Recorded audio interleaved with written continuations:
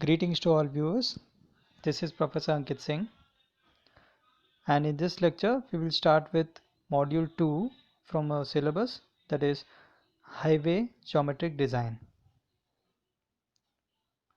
Firstly, we'll try to understand what is highway geometric design. Okay, geometric design of elements of highways. Okay, some of these are visible elements and some of these are not visible but which are important for safety and efficient use of roadways. Okay, importance of geometric design. It deals with the dimensions and layout of visible features of the highway such as alignment, side distance and intersections. Okay, we already know what alignment is. Okay, so the alignment is the center line of the highway, okay, which is set initially before the actual construction of the road. Okay, what is side distance? It is the distance available to the road user along the road surface. Okay, this we'll discuss in detail later on. And intersections. Okay, what are the design elements in an intersection, okay, to improve the safety and efficient use of road? This we'll discuss in this chapter.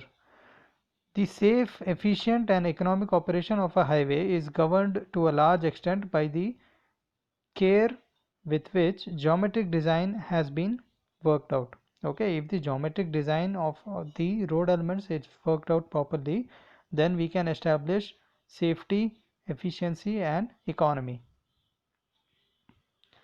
The geometrics of highways should be designed to provide optimum efficiency in traffic operations with maximum safety at reasonable cost. Okay, the geometrics should be so designed as to provide optimum efficiency, meaning the road should be useful in the maximum way possible for traffic operations, okay, which may be by road users using vehicles or on walk like pedestrians, okay, with safety and at a reasonable cost. Okay, so there should be economy, there should be safety and efficiency. It is possible to design and construct the pavement of a road in stages, but it is very expensive and rather difficult to improve the geometric elements of a road in stages at a later date. Okay, so in case of a road, as we studied in the first module, it is possible that we perform stage construction practices. Okay, but in case of geometric element design, this cannot be followed. Okay, we cannot have stage practice for geometric design. Okay, so initially itself we have to properly design all the geometric elements to ensure efficiency, safety and economy of the highway. It is important to plan and design the geometric features of the road during the initial alignment itself, taking into consideration the future growth of traffic flow and possibility of the road being upgraded. Okay, so whenever we design all the geometric elements, we consider the future growth in traffic flow. Okay, so whatever traffic values we use for design are predicted values. Okay, we estimate the future traffic and then use that value for design. Okay, and also we take into consideration the possibilities of road upgradation. Okay, adequate geometric design in planning of a highway facility ensures that the facility will not become obsolete in the foreseeable future.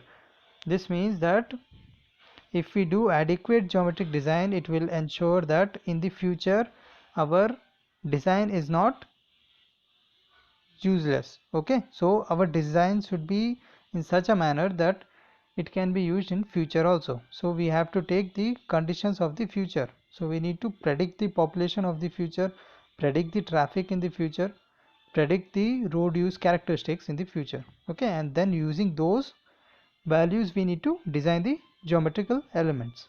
Okay, faulty geometrics are costly and due consideration should be given at the initial stage itself. Okay, if we design geometric elements with some faults, then these may prove costly in near future. Okay, since stage construction is not possible, okay, then it would be very difficult to change the geometrics. For example, design of a horizontal curve. Okay, once we have designed the values, designed the radius of the horizontal curve, the super elevation values, etc., and actually we have provided it on the site, then later on changing it would not be feasible. In order to change the radius and super elevation, we would need to conduct reconstruction of the road, okay, which would be very costly.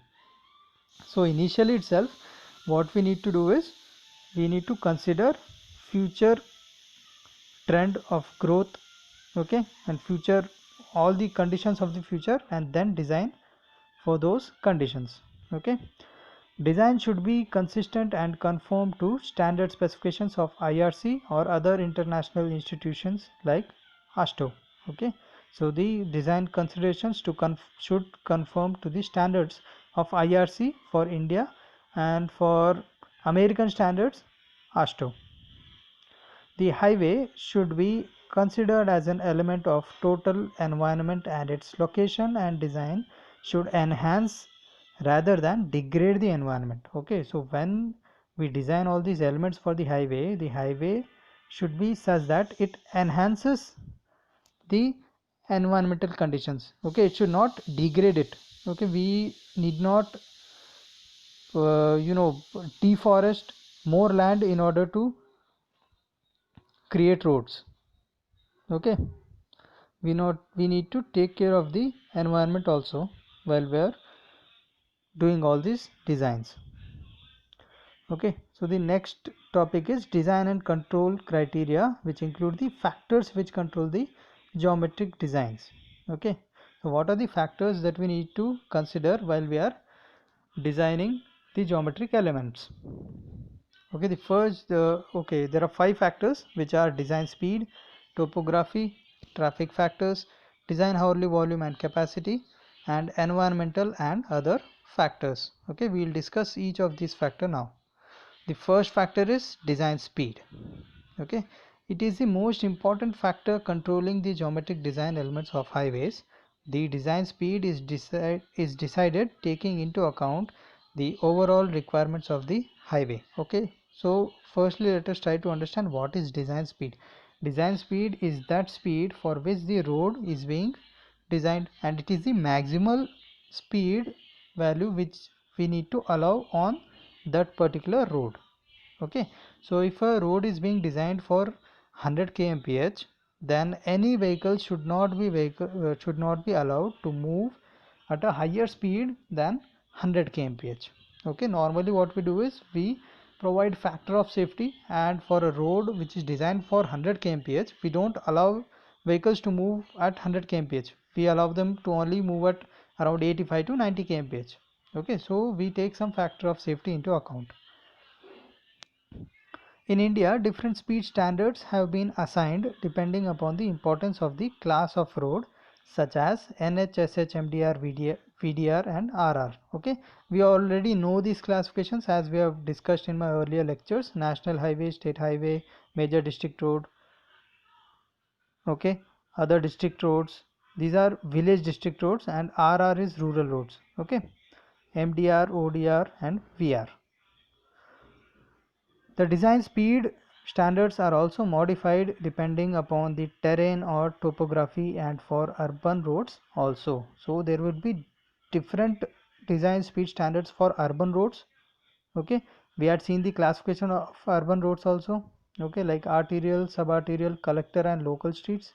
So there would be different speed standards for urban roads and different speed standards for these classifications. These are for rural roads. Okay,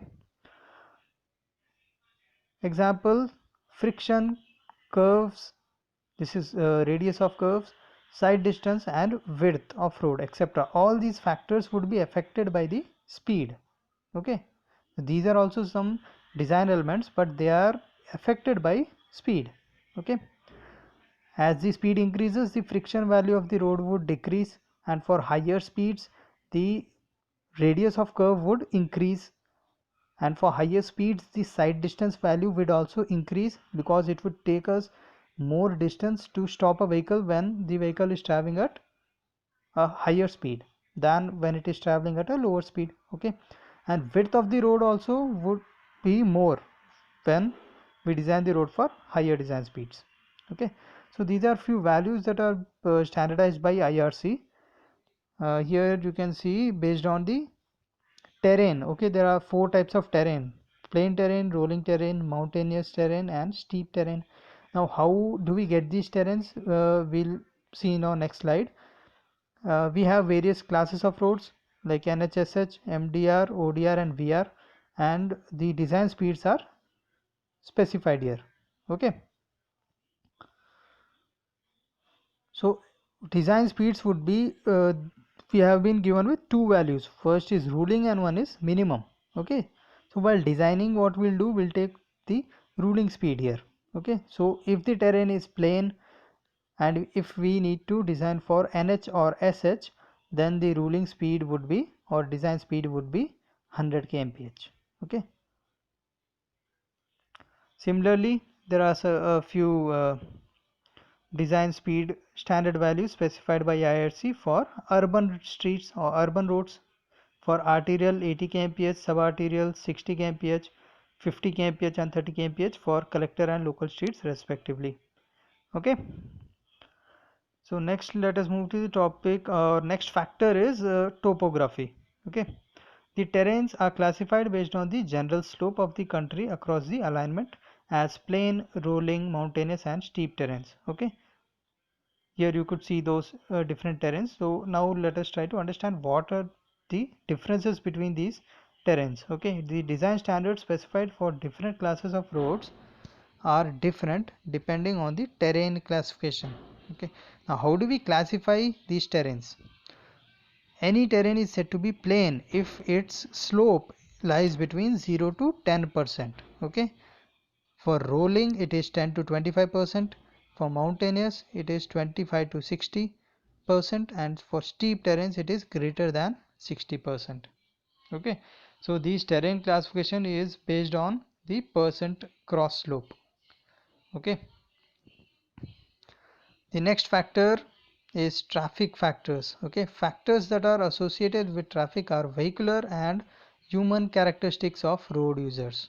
Okay, so the traffic consists of both the vehicles and the humans. Okay, so we need to consider characteristics of vehicles and humans also. It is difficult to decide the design vehicle or the standard traffic lane under the traffic flow condition prevalent especially on urban roads. Okay, it is very difficult to design a single vehicle, okay, which we need to use to find out the traffic values, okay, the traffic flow values, because India is has a heterogeneous traffic flow. Okay, heterogeneous meaning that we have different classes of vehicles. There are not just one classes.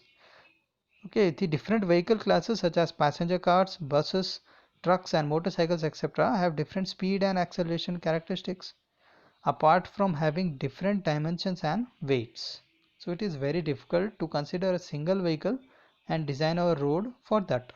Hence what we do is we convert all these vehicles into a one design standard vehicle, okay, which is known as PCU or passenger car unit. Okay, this concept of PCU we will discuss in the module 3 in the next module in detail. Okay, for now let us just try to understand how the traffic factors affect us. Okay, it is often necessary to consider some standard vehicle as a design vehicle. The important human factors which affect traffic behavior include the physical, mental and psychological characteristics of drivers and the pedestrians. Okay, so these are a few of the human characteristics that we need to consider, like physical, mental and psychological characteristics. And when considering vehicular characteristics, since there are different vehicles, so the width of vehicle is different, the height of vehicle is different, the load carrying capacity is different, the speed is different. So there are various different or various characteristics that we need to consider for vehicles. Okay, so the next factor is design hourly volume and capacity. Okay, now what is design hourly volume? The traffic flow or volume keeps fluctuating with time from a low value during off peak hours and to a highest value during the peak hour. Okay, so when you consider 1 year, okay, so how many hours are there? One day has 24 hours and 1 year has 365 days, so the total number of hours would be 24 into 365. Now when we find out the traffic flow for each hour of this year, okay, when we do that we would get the maximum value of traffic would be occurring in some hour. Okay, so when we classify the traffic on a hourly basis, we would get a data regarding this. Okay, then what further we need to do, let us see. It will be uneconomical to design the roadway facilities for a peak traffic flow or the highest hourly traffic volume. Okay, and when you take into consideration each day, okay, there would be a few hours in the day when the traffic would be at its highest peak. Okay, like for example in the morning around 8 o'clock to 8 a.m. to 10 a.m. the traffic would be high, and in the evening 6 to 7:30 or 8, these would be the peak hours of the day. Okay, and the rest of the hours would be lean hours, or hours which carry lesser amount of traffic. So if we design the roads considering the peak hour flow, then the roads would be designed for a higher width. Okay, and for the rest of the hours the roads would be empty. Okay, so this would be inefficient and more costly. So what we do is we provide or design the road for 30th hourly volume. Okay, 30th highest hourly volume. Now that concept we'll discuss in detail when we study in traffic engineering in the third module. Okay, for now just try to understand that we don't design the roads for the highest hourly traffic or the lean traffic. Okay, we take a average value. It's not exactly average value, but we take the 30th highest hourly volume. Okay, that value is used to design the road. Therefore, a reasonable value of traffic volume is decided for the design, and this is called the design hourly volume. Okay, the ratio of volume to capacity affects the level of service of the road. Okay, ratio of volume is, what is volume? What is the flow of traffic on the road, and what is the capacity? It is the load or traffic carrying capacity of the road. Okay, for example, if a road can carry 5 vehicles but its capacity is 4, so the level of service of the road would be less. If you calculate the ratio, then 5 by 4, it would be lesser than 1. Okay, which is not preferred. Okay, we want higher levels of service of the road.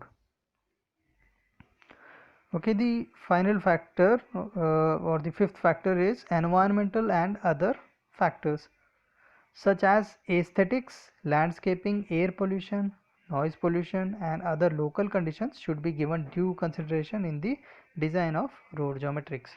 So while designing the geometrical elements of the road, we need to take into consideration these factors also. Okay, it should be pleasing to the eye, including the aesthetics, landscaping, and air pollution, noise pollution. They should be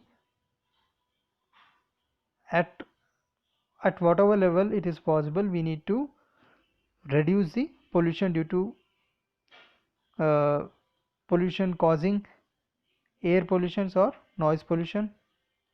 Okay, so these are the 5 factors that govern geometric design.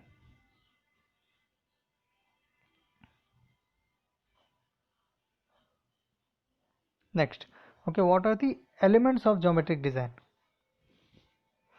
So the first elements come under cross-sectional elements.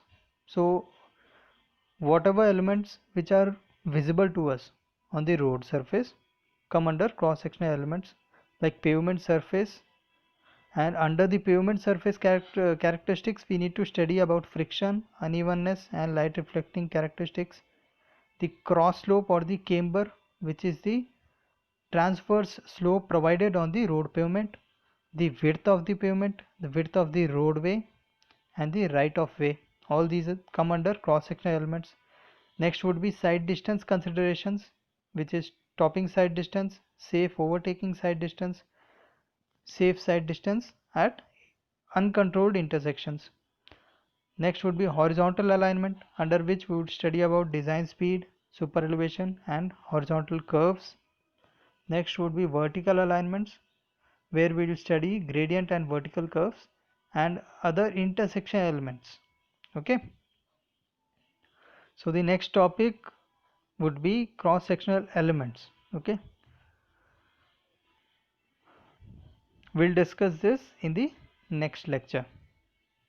Thank you.